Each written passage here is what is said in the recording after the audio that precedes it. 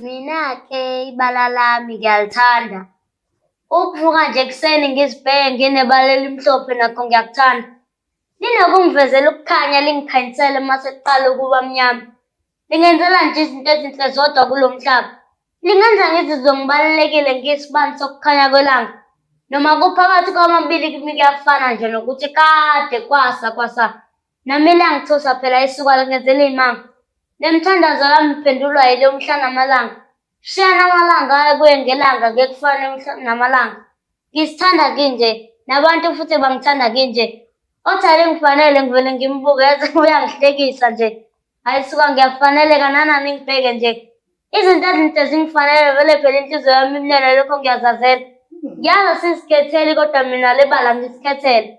Ngisikhethele ukujabuliswa lilo nina abayeka hayi ningixolele. Gama ngo-Emihle. Hey! Hey! It's getting hot here at the studio. It's getting hot here at this. Mina ngithole an exclusive performance from Emihle. Hello, sanibona nidumelang igama uZandi isibongo umfeka umalwandle lo lwandle kalwela lwezibhekane zona esihambela le kude phezulu.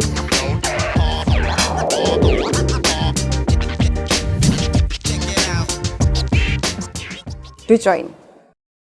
Are you a grade 8 to 12 learner?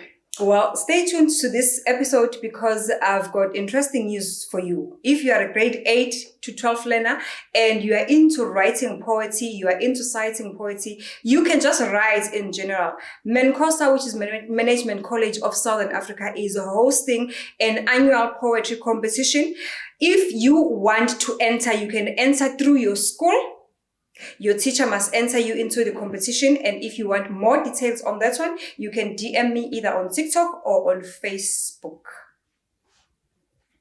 Sanibona nidumelang, hello uZandi igama isibongo umfeka umalwandle lo lwandle kalwela lwezibhekane zona esihambela le kude phezulu. Sibuyile with another episode, with a beautiful episode. Thank you so much to those of you who are subscribing to the channel. We are on the road to 20k subscribers. Kanti ke lokhu singakwenza ukuthi kuphumelele uma wena nawe you can share this episode far and wide. Share it to an ex, share it to a girlfriend, share it to your sister, your brother, your family, everyone, zonke bonke, your colleague, so that we can grow and make this family become a beautiful family of life graduates. As you know, so this is the Honor Podcast that educates you, inspires you, and keep you entertained. So as you can see, I've got the merchandise. But I've got a question for you. Engage me down below on the comment section. How much would you buy this cap? Or rather, how much would you buy these t-shirts? They are not yet for sale. I'm just here to show you the things that we are cooking behind the scenes that are coming. And remember that if you are buying this t-shirt or this cap, you're not doing it only for me. As you know that I'm a philanthropist, I do give back to the community in many different ways, including the episodes that I've shown to you in the past where I'm assisting the young girls who are playing soccer in my community. They need funding, they need finances, they need everything, the equipment and all the things that can help them to actually make playing soccer easier for them. Apart from that, you have seen the things that I have done in my line of philanthropic work. If you don't know what I'm talking about, well, it means that you are new. Welcome. And welcome again, and make sure that you go and watch those episodes that I am talking about, which are showcasing some of the philanthropic work that I do. As usual, it's another episode. I'm Ngihamba with two beautiful people, most loved people on the social media space that need very little introduction. Ngizobayekela bazi-introduce ngoba kusazoba mnandi. This is going to be one of the episodes that is really going to keep you glued into your screen. So I suggest don't touch that button, but don't forget to subscribe as well. Someone? Yebo. Kunjani? Ngiyaphila. Ngiyaphila nami, igama lakho bani? Umsebenzi emihle Shongwe. Umsebenzi emihle Shongwe. Yebo. Oh, lihle igama lakho. Ngiyabonga. Ubani okwethenga ukuthi umsebenzi emihle Shongwe? Umuntu omoya osemakhaya. Yindaba athi umsebenzi emihle. Ngenza umsebenzi emihle. Beautiful. Wenza umsebenzi emihle. I do agree. Indeed, wenza umsebenzi emihle. Mami, sicela ubingelele. Sanibona ninjani? Igama lami nguSilondiwe ngwakwaShongwe ngumakamsebenzi emihle. Welcome to both of you in the show. Before we start nje, nayi merchandise. Emihle ngiqale ngibuze wena, leli kepisi ungalithenga ngamalini? Mangikudayisa leli kepisi ungalithenga ngamalini? 20 rand, 50 rand, 100 rand? 200. 100 rand. 200. Usethu. I-t-shirt yona ungayithenga ngamalini? 100. Go 100 rand. Okay, so ikepisi 200 rand, i-t-shirt 100 rand. Kodwa you know why? Mina ngiya-understand ukuthi why uthi ikepisi libo 200 rand ngoba ikepisi angisho lenza umsebenzi obalulekile. Ngithi lenzani ikepisi? Protector from ilanga noma likwenze ube muhle mangabe usonkile. Liwenze ube muhle masenkile. Mawakhe. Yeah. Nayi merchandise la. I will be on sale, but I just want to engage people ukuthi ngoba I'm not doing this for profits. I do a lot of work in the community. Okay. Ingane zami zamantombazane ezinhle lapha ya ezidlala ibhola. So kuye kube inkinga nje ukuthola imali iza ama sponsors awekho sikhipha from amaphakethe. Yeah. Sikhiphe kuze kuphele no coach. So sicabanga iplan ke manje ukuthi iziphi ezinye indlela esingazenza ukuthi yabo Yeah. senze imali ngeke kube imali esheshayo kodwa senze imali esaziyo ukuthi at least izobe ingena noma ikancane kancane singazidayisa ngamalini le mpahla mesiyidayisa t-shirts you've got different types we also have a v-neck one. Oh wow. Okay. This is a v-neck one. It will come in different colors. Beautiful. Yazi yayinhle. And this is a round neck. Okay. 150, 200 i-t-shirt mhlambe ikephu from 100 from 100 lapho. some okay. Yeah, ngingayithenga mina ngaleyo mali. Yes. Yeah. Affordable at least. Affordable. Yes, it's very affordable.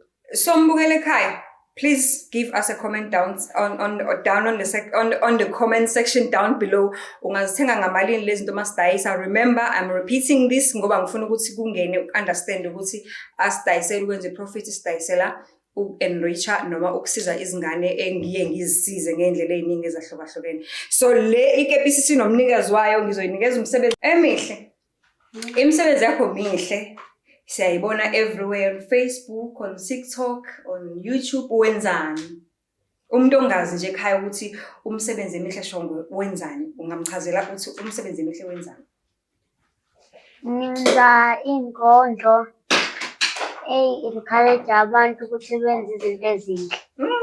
Inkondlo encourage abantu ukuthi benze izinto ezinhle. Izinto ezifana mongabe sikhuluma ngezinto ezinhle sisuke sikhuluma ngani.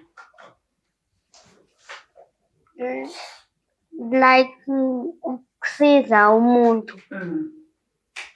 Ukusiza umuntu. Ukuba nobuntu nje. Nokucela kumuntu into mangabe uyifuna. Yes, ungazithatheli ne? Oh, that's beautiful. Emihle. Siyakubona lapha ya ku social media. Uyabhala inkondlo zinhle inkondlo zakho zimnandi zonke futhi sengilalele cishe zonke lezi zikhona lapha ya ku social media. Uqale nini ukubhala? Usakhumbula? Akusimina obhalayo. Akusiwena obhalayo. Ubani okubhalelayo? Umamncane wami. And then wena bosu uyazisho ke. Uyangibhalela emakhaya bese azisho efonini bese angisendela ke. Bese ke nami ngiyalalela ke efonini bese ngiyazisho. That's beautiful. Mawakhe. Yebo. Nangu umntwana siyambona italent elihle ngendlela eyisimanga. Yes. Kahle ubona nini wena ukuthi lo muntu lo uyakwazi ukusayitha inkondlo? Ngibone eno 3 years. 3. Yes, ube no 3 years eqala ukusho izinkondlo. Ubenza nje lento yokuthanda ukulalela izinkondlo because nosisi wami ukhule umuntu othanda izinkondlo vele usisi wami. Umamncane lamshoyo. Yes, umamncane lamshoyo. So bebevalelana endlini balalela izinkondlo. Then ngithi ngiyafika ekhaya because mina bese ngihlala la eThekwini. Athathe ifone yami enze ivideo enze izinkondlo. ama-video ey'nkondlo nje ngiwafica egcwele ifoni. Ngifike ngiwadelete ngiphinde ngifice amanye. Like ubelalela iy'nkondlo umuntu abathanda ukumlalela kakhulu uNoSam uMncedi. Siyabonga Mpungose. Hhayi ngizofica lezo y'nkondlo-ke. Like ngicala ukuthi okay mangithi ngiyayilalela inkondlo uyisho njengoba injalo and uyisho ngama-emotions ngathi lento ayishoyo uyayifila and uyayi-understand. Until ngize ngagcina ngamyeka kwawukuthi ngelinye ilanga-ke sengithathe ifoni yami ngimkhumbule nje ngaphosta and then abantu bathi wow khona into esiyibonayo la and we want more.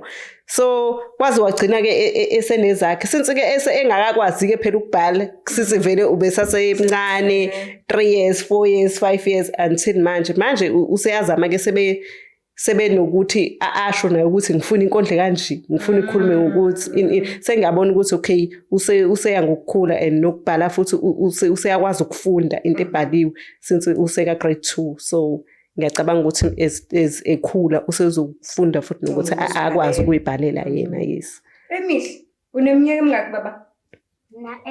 Na 8 years. Yebo. Ha uyakhumbula ukuthi uqale nini nje ukugibela stage usho inkondlo? Ngisakhumbula. Usakhumbula?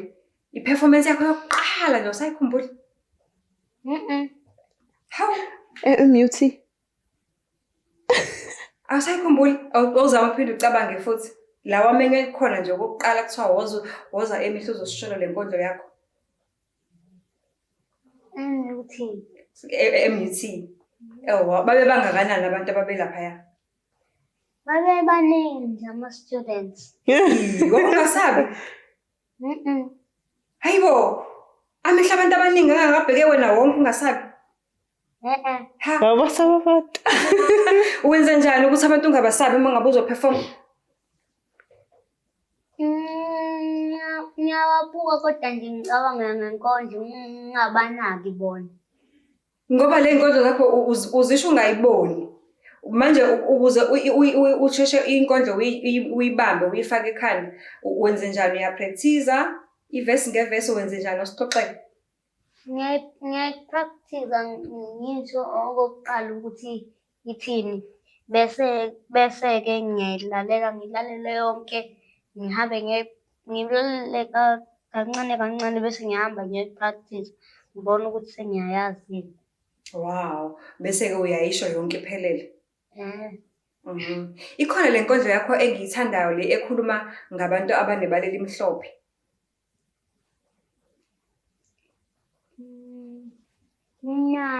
Unayo? Uyayikhumbula yonke ungasisholo yona manje? Yebo. Ngicela ungisholo yona, ngicela ukuzwa nje usho yona.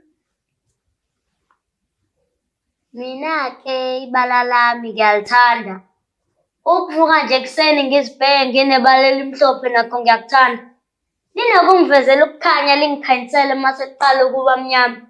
Lingenzela nje izinto ezinhle zodwa kulo mhlaba. Lingenza ngizizwe ngibalulekile ngisibani sokukhanya kwelanga. Noma kuphakathi kwamabili kimi kuyafana nje nokuthi kade kwasa. Nami langithusa phela isuka lingenzela iy'manga. Le mithandazo yami iphendulwa yile mhla namalanga. Shiyana amalanga kuye ngelanga kufane mhla namalanga. Ngisithanda kinje nabantu futhi bangithanda kinje. Othale ngifanele ngivele ngimbukeze uyangihlekisa nje. Hayi suka ngiyafaneleka nanani ngibheke nje. Izinto ezinhle zingifanele vele phela inhliziyo yami imnene lokho ngiyazazela. Ngiyazi sizikhetheli kodwa mina le bala ngisikhethele. Ngisikhethele ukujabuliswa lilo nina abayeka hayi ningixolele. Ngama ngo-Emihle. Hey, it's getting hot here at the studio. It's getting hot here at this. Mina ngithole an exclusive performance from Emihle. Mawakhe tshela mina. Kune bayibiza ngani ngesingisi istigma noma ngesizulu ukucwasa kwabantwana abazalwe ngebala elimhlophe. Ngicela ungithathe ngamehla engqondo ungifake e-Labour Ward the day uteta and you realize ukuthi uthole umntwana onebala elimhlophe. How was your feelings? Yazi ngaqala ngaba ngangididekile makuthiwa na ingane like yakho I'm like kwenzakalani kwaba nakho lokho kuthuka kodwa uNkulunkulu wangenza ukuthi nje ngisheshe ngamukele ukuthi okay nginengane inebala elimhlophe. Nganginakho kodwa lokho ukuthi ekhaya ke yile into engangicabanga ukuthi ekhaya ngizofike ngithini, ekhaya bazothini. Kwenzakaleni. Ngalendlela ukuthi nganginokuyitshela futhi ukuthi mhlawumbe isazoshintsha. Because bengisasemncane nami. Bengisasemncane ngisasesikoleni ngisayitshela ukuthi okay nakho ngithole imntwana ngimncane uzoshintsha uzoba right. Yeah mangifika ekhaya ngafike ngangakutholi ukuthi ku right. Wonke umuntu wayethukile. Akubanga lula. Akubanga lula kangangokuthi kwabanzima ngalendlela ukuthi ngaze ngagcina ngingayithandi nami lengane. Kulokho ekuqaleni ngayibona ukuthi mhlawumbe i-counseling leyo ababethi bazonginika yona mina ngathi hayi nge-right. Ngabona ukuthi kahle kahle bengiyidinga. Bebazi bona ukuthi bakhuluma ngani. Kuzoba nzima kangakanani. Kodwa ukuhamba kwesikhathi kwazenzakalela ngagcina ngiyithanda ngalendlela le. Ngiyithanda ngalendlela le ingane yami ngamukela. Kwazenzakalela kodwa kwaba i-process eyathatha isikhashanyana. Kunama inkoleloze abantu abathanda ukuzikhuluma because la kule podcast sithanda kakhulu ukufundisa ngezinto ezenzakalayo emphakathini nesizibonayo. Kuneyinkolelozo oyithola ukuthi abantu isikhathi esiningi bayazisho ngabantu abazelwe ngebala elimhlophe. Nini kuthiwa hayi mongabe nje uthole umuntu onebala elimhlophe ngazi izinhlanhla kwathini abashoni khona okunye ngiyengizwe abashoni bayaduka. Kodwa kungixakayo naba khona abantu abafana nabo obhuti babo Sibili siyababona bakhulile badala bona badukani. Bakhona there is another guy I can't remember his name I think ukuthi uyipastor naye onebala elimhlophe. But wena akubona wonke lokho ake sibheke ngeso lasesikoleni bese sibheka ngeliso lasemphakathini. uEmihle wamukeleka kanjani emphakathini ngebala elimhlophe? Ngasekhaya kwakunzima ngoba uyena mntwana wokuqala onebala elimhlophe because si community encane. So uyena mntwana wokuqala ukuthi noma ngimhambise eclinic wonke umuntu wayethi ngicela ukubona umntana wakho and yabo wonke umuntu uyathuka. Uba nalokho ukuthuka even ekhula izingane ezincane yabo ukuthi ziyakhala ziyathuka kodwa kwaba ukuthi ngimfundisa lokho ukuthi azi ukuthi uhlukile and ayimukele yena kuqala ukuthi uhlukile vele kuzoba khona abantu abangamazi noma abangafundisekanga ngaye abasazoba nenkinga nalabo abagqolozelayo which is very rude. Yes nalabo abagqolozelayo kuningi akubanga lula emphakathini wangasekhaya ukuthi bamukele ukuthi ekhaya kaShongwe kunengane emhlophe into ekhulunywayo nje ukuthi ayibo kwaShongwe nibonile isimanga esenzekile.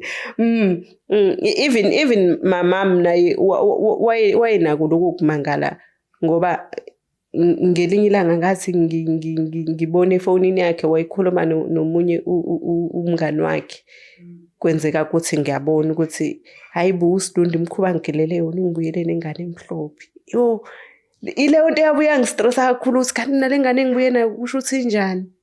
Yeah nje kwaba isikhathi ukuthi sikhona ukadapt ukuthi si embrace siyithande sibone ukuthi ingane eyisimanga enetalent eliyisimanga nje yafika yashintsha zonke izinto nje. Kwaba ukuthi manje ngasekhaya sebemthanda ngalendlela ukuthi mayiqhamuka kuthiwa hayibo umuntu oqala lo okosi owala esimbone ekhuluma okhosini emncane yangayo esimbone yabo celebrity elincane sebemthandiswa yilokho ukuthi nje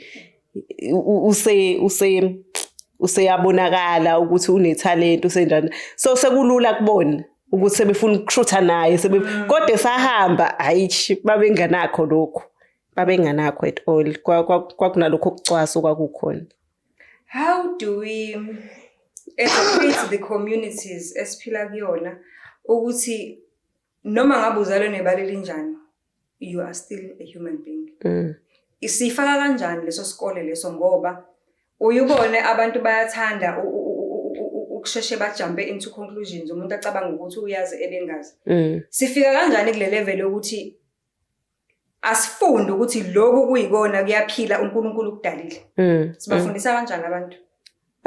Ngicabanga ukuthi into engenziwa ukuthi mina into engibone ukuthi ngiqale enye group la khona abantu abanabantwana abanebaleli mhlophe bezokwazi ukuthi bavuleleke bakhulume khona because into esiyenzayo thina bantu ababa nabantwana abahlukile from abantwana abasuka abantu bebajwayele ukubabona siyabafihla sibavalele ngisho nokhubazekile siyabafihla sisingafuni ukubaveza emphakathini umphakathi kuba nzima thatha nesikhathi ukuthi babajwayele ukuthi ukhona umuntu onje just because siyabafihla of which nami into engaqale ngayenza njengoba ngisho ukuthi ngike ngaba kule situation ebengikuyona kwaba into ukuthi ngisho abantu mangibuyele eresi bethi sicela ukubona umntana wakho bengithi hayi ngingafuni ukumveza even efonini ngingampost ngenze lutho so manje ngizama ukukhombisa abantu ukuthi ngoba ngandlula lapho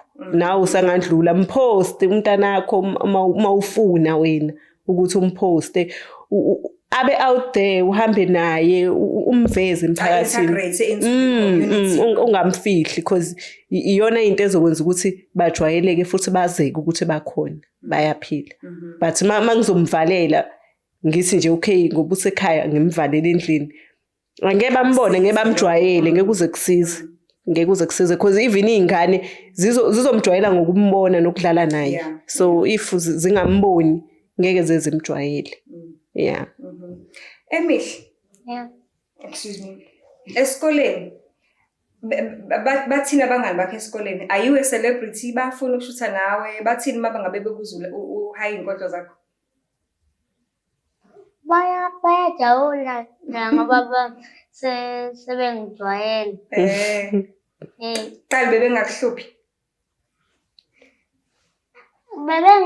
bebengangihluphi nje bebengibuka nje ngakhuluma nabo ha wakhuluma nabo wathini kubona ngababingelela nje sathi wangani okay base beyakujwayela ke babona ukuthi uyakhuluma futhi njengoba mangingenelela lapho khona ngonyaka ophelile ngisengimshintsha isikole because ngonyaka ophelile isikole ade funda kusona engeke ngisidalule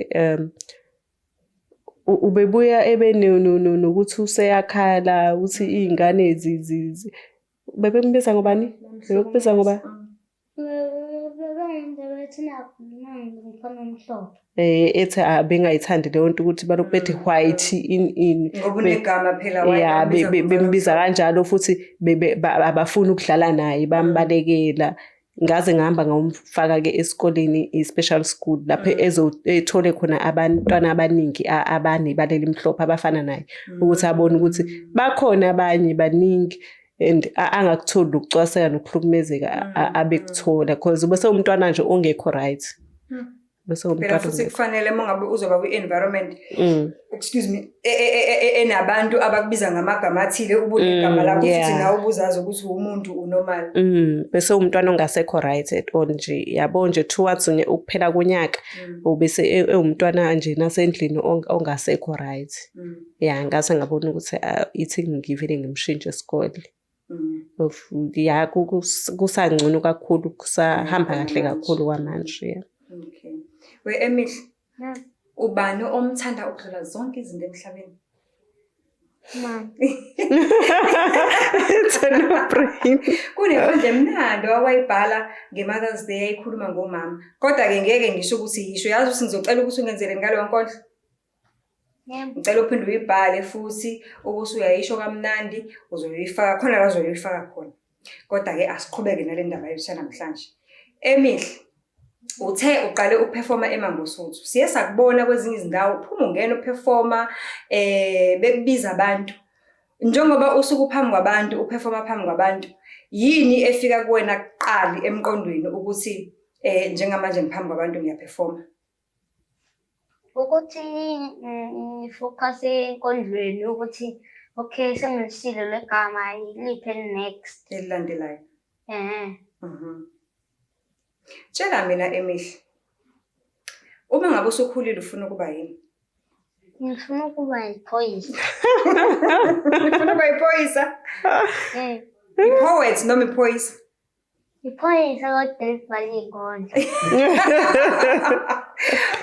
Ufuna ukuba iphoyisa elibhala iy'nkondlo. That is interesting. Webaba Emihle. Yebo.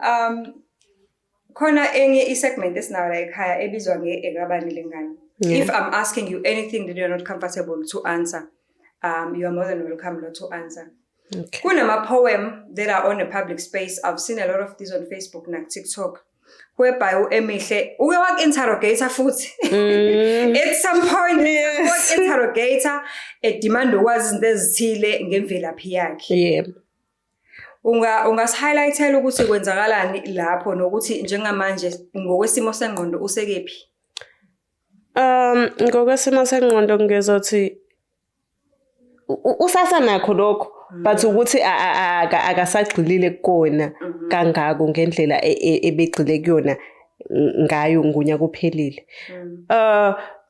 Kuleso simo sendaba kababa wakhe ngabona ukuthi awuthi ngimchazele into oyiqiniso because wathi mayizalo Emihle ubaba wakhe waba nokuthi kubo abakazi bebe nomntwana okanje ngoEmihle so akakamazi akamtholo njena yena umntwana and kubo babathola abantwana abakanje. So kwaba yilokho ever since azalwa vele akaze zamboni even once ever since nje azalwa. And ngakumukela nje lokho ukuhamba kwesikhathi noma kwakunzima kodwa ngagcina nge-right ngakho ukuthi okay ngoba engamthandi nje angikwazi ukuthi ngimforce-ke manje ngilokhu ngimlandelela ngithi yondla umntwana yenza ukuthi umntwana udinga ukuthi ngcono ngivele nje ngiyibonele ukuthi ngenza kanjani. uNkulunkulu-ke ekhona-ke futhi iy'manga zenzeka ziyaqhubeka ziyenzeka nje alright kodwa ubaba wakhe ukhona yena uyaphila. Uyawubona lo msebenzi wenziwa yilengane? For sure uyawubona ngoba after ikhulume ngale video abantu bebedemand ukwazi ukuthi ubando and then until ngize ngimention ukuthi ubani shuthi ku TikTok abantu bahamba baya account yakhe bawukhuluma naye ukumbuza ukuthi kenzakalani ovele wayidelete ke account ya TikTok.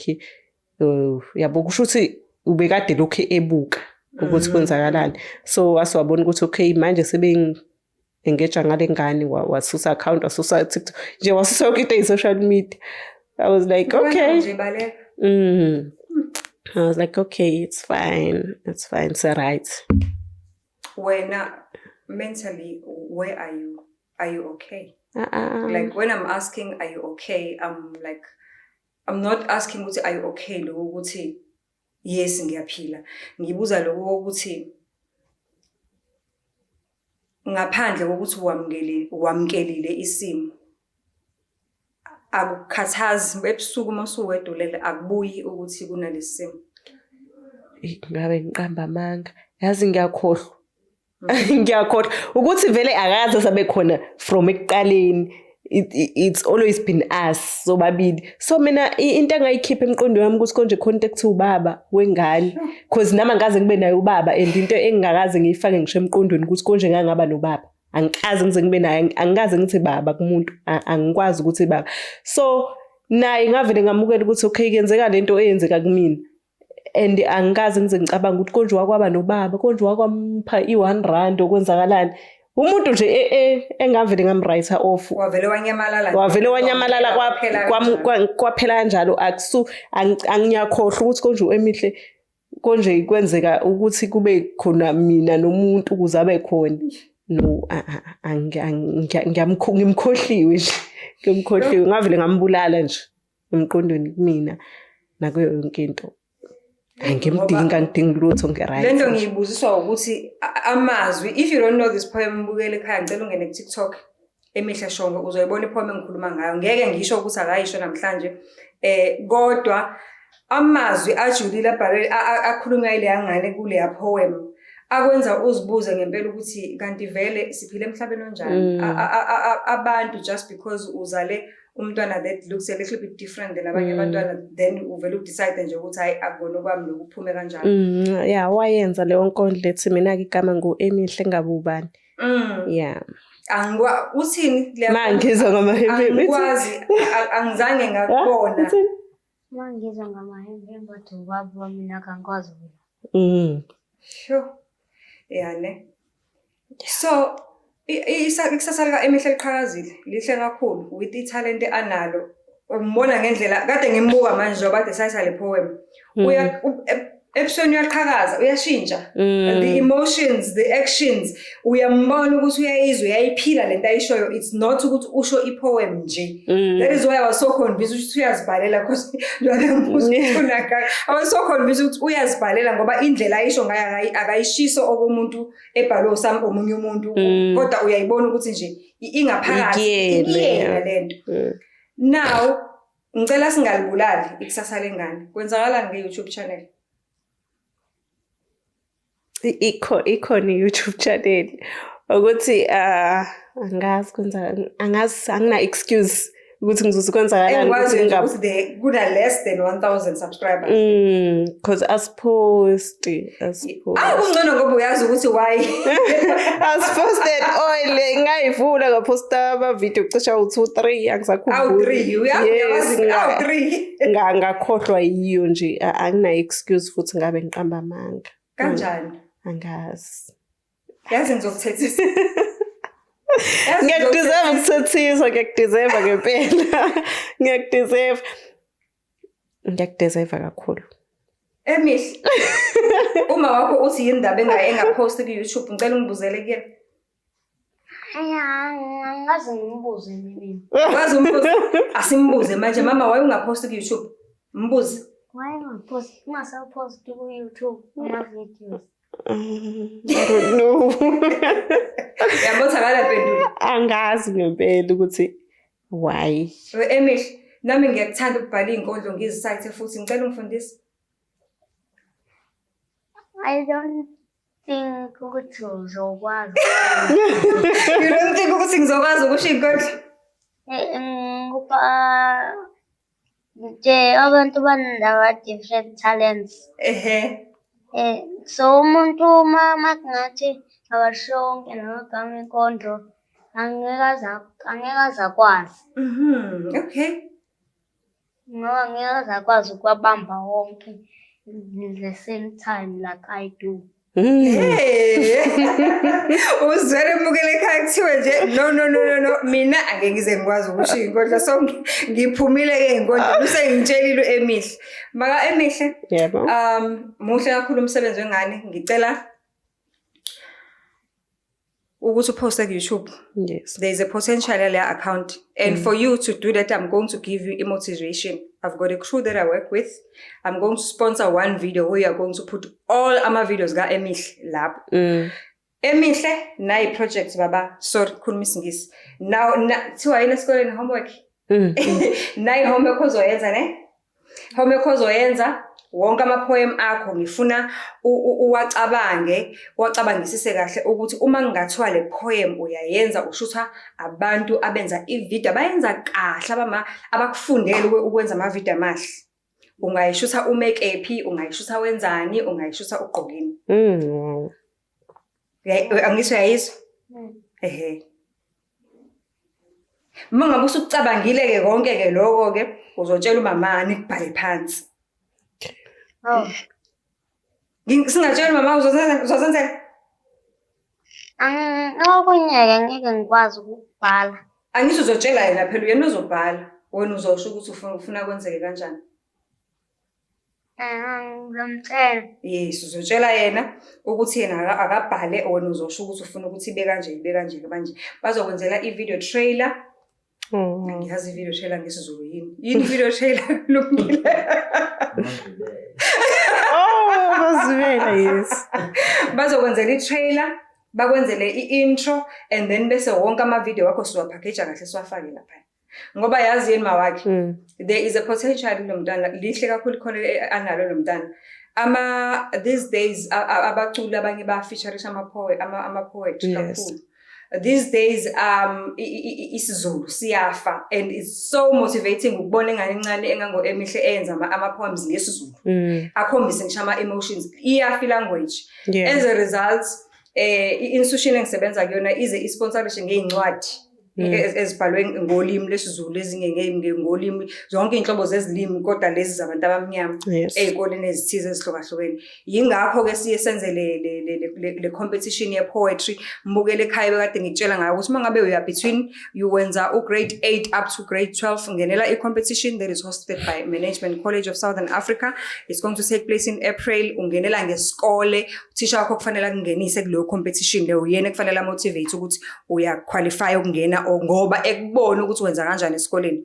And then ufuna more information, ama-details akhona ku-website yaseMenkosa, nami ungangi-DM ngizokunikeza ama-details. U-Emihle uyisivakashi, kuthiwa yini? Uyisimenge esiqavile, ngiyamema u-Emihle kuleyo poetry competition. Ngeke usabe ukusho phakathi kwabantu abadala abafunda u-grade 12. Already so usho ebantwini abafunde mangosuthu, grade 12 ubala ngithi. Grade 12 ubala. Manzi amancane grade 12. Yeah. Manzi amancane layo. So buye eMUT mo sangithi. Yeah. Sibuye ICC. Hayi yabona ke. Hamba nawe wena. Oh. So yeah, Emihle is our guest of honor for the day because obviously angiyakwazi ukukhompitha mncane ngokwe-age futhi uzobahlula noma ngaza compete. What's the point? So Emihle, yabona igama lakho uyalilandela ngempela njengoba uthe umsebenzi emihle owenza izinto ezinhle, uyazenza ngempela izinto ezinhle. Ngicela uqhubeke mfana wami uwenze zonke izinto ezinhle. Yabona le homework engikunikeze yona ke. Ngitheni ngiphindele.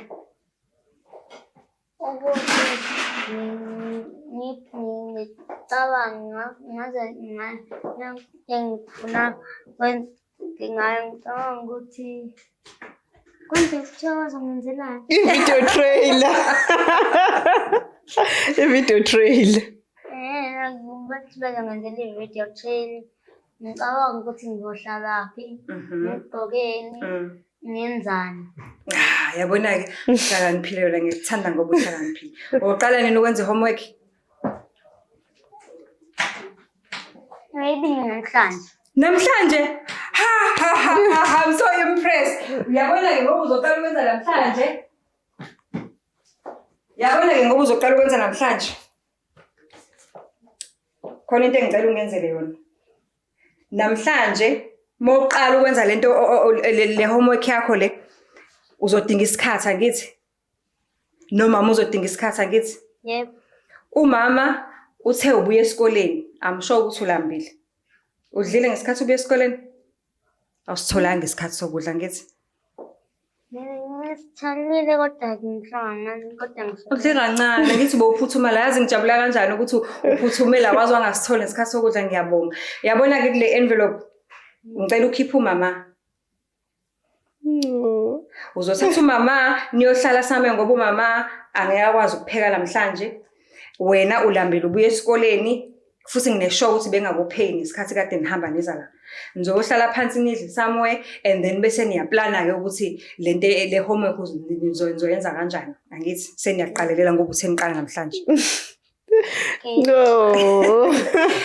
Umntana ongangawe ofuna ukuthi ofisa ukwenza ama poem nawe njengawe ungathini kuyena?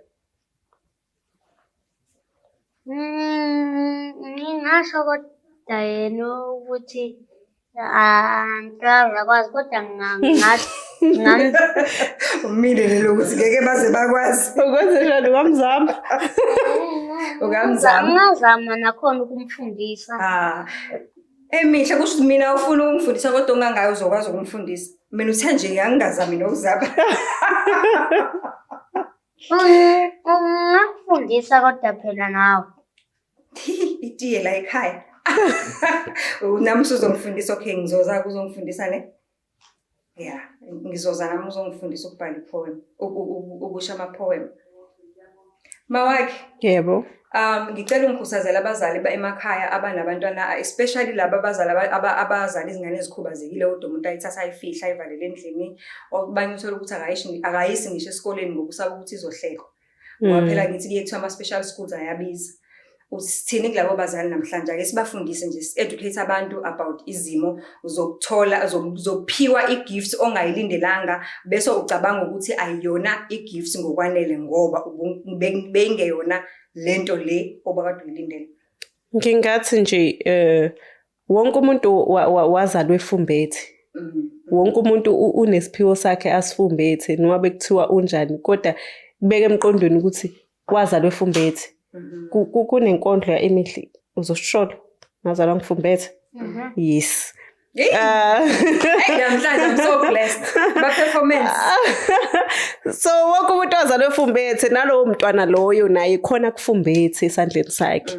So ngalesikhathi umlimitha entweni ayifumbethe ukuthi ayiveze out there mhlambe ibingasiza omunye umuntu njengoba kuqhamuka abantu abadala abathi ama-poem ka-Emihle angikhulisile like ngimdala ngingaka unginikeze i-motivation ukuthi ngavuka because nginokuthi ngivuke ekuseni ngithi Emihle word of the day avela aqhuma asho into ebengayilindele ngithi yo okay uyithatha lento eshoyo omunye umuntu athi mayelalele lento athi ke wow ngathi bengidinga ukuzwa lamazwi lawo Emihle ungenza ukuthi ngaphuma esimeni obengikuze usicabanga ukuthi ngiphume ekusona. So ngalesikhathi umfihla ngabe konke lokhu akwenzekile so usincisha lesibuso sokukhula besilethele yes uyasincisha abantu uyamncisha naye ukukhula kwakhe nokwenza izinto adalelwe uNkulunkulu ukuthi azenze ngoba ngeke uNkulunkulu amdala umuntu ngaphandle kwe-purpose ethize. So mvulele ukuze i-purpose yakhe akwazi ukuthi ayiphile. Yes. uNkulunkulu akamdali umuntu ngaphandle kwe-purpose. Yes. Emihle sikuthola ke ku social media? Igama. Sikuthola mengabe umuntu ekufuna nje ukubona ama-poem akho wathola kephi? Valela ku-inbox noma u-TikTok. TikTok, okay.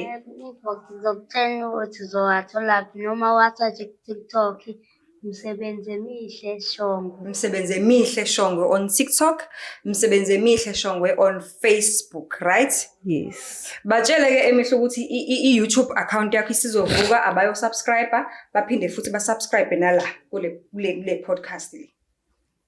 Yebo. Phela i-YouTube account yami isizovuka ngicela nihambe laphayana nisubscribela nisubscribe nalana ngiyabonga. Thank you. Thank you mami. Elokugcina ofisa ukulisho sesizovalelisa kubabukeli. Elokugcina engifuna ukulisho nje ukubonga kakhulu i-support from kuwona wonke umuntu owenzile ukuthi impilo yomntanami inkosi yami nekusasa lakhe nokukhula kwakhe kube yilento kuyiyona njengamanje. Ngiyabonga kakhulu. Ngiyacela ukuthi bangadini baqhubeke be-support baqhubeke befollowe kusekuningi okuzayo kusekukhulu okuzayo incwadi yakhe iyeza. Yes, incwadi yakhe iyeza uDr Nakanjani Sibiya ubhizi ngayo. Yeah, kusekukhulu okuzayo. Yeah. Uzosivalela ngithi ngepoem. Okay. Usithembisile yakwazi. Yeah, singabe sikugcina siyabonga kakhulu and thanks for having us. Ngathi channel yakho ingakhola sis baqhubeke ba subscribe kakhulu.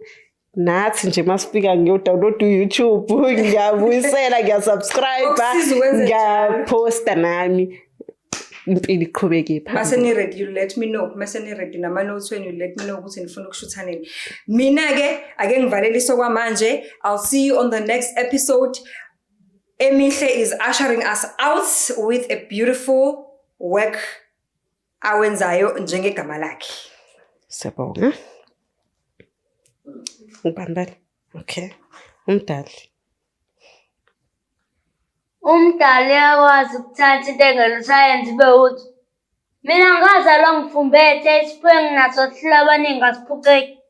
Baningi abafisa ukwazi ukuthi ngiyophelelaphi kulungile engadeni. Impilo-ke izokumangaza ekuhambeni kwesikhathi uzobona ukuthi la kusemhlabeni. Kakhulukazi-ke uma ugade iy'mpilo zabantu uzobona kuqhubekeki. Ungamnaki ngokulona sekushiyile, ungamlandeli-ke ujwayeze ukuvela uphunyuke. Mase udelelekile eshiya usekudela usemthola bekade emlindile. Kodwa lelo khona-ke kuyofika noma ilanga selishonile. Gama ngumsebenzi emihle. Sure. Ungalinganiswa nami uthi uzobasho kodwa. Ongalinganiswa nami kule nkundla akekho. Ngikhiqiza isithombe magama esidluliselwe umnumzane Mashisa Impepho. Ngingumandla kayesabeko kwenyanga ngithola abangasekho. Manje uthamele kahle umnyalezo wenkondlo namanga ngizothobela umthetho. Bathi ilambu lihle kulo msebenzi emihle babona ikusasa eliqhakazile esihliziyo esengizithobile kulesi safenyana engisasiphilile. Bathi ngiliqhawe elingenababa ngoba ngilokhu ngikushaya indiva njalo kongibiza ngesidala. Anibaba ngabalandeli bami uma ningibona ngiphakama ngoba selaziwa nangosaziwayo lami igama.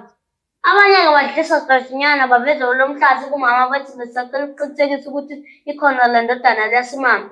Besho beliqamba amanga inhloso kuwukusebenzisela lami igama ukwakha isamba bese bengiklephulela isiqashana namanga. Ngoba ungalinganiswa nami kule nkundla akekho. Ngikhiqiza isithombe magama esidluliselwe umnumzane Mashisa Impepho. Ngingumandla kayesabeko kwenyanga ngithola abangasekho. Manje ngithamele kahle umnyalezo wenkondlo namanga ngizothobela umthetho. Thank you. Thank you. Thank you so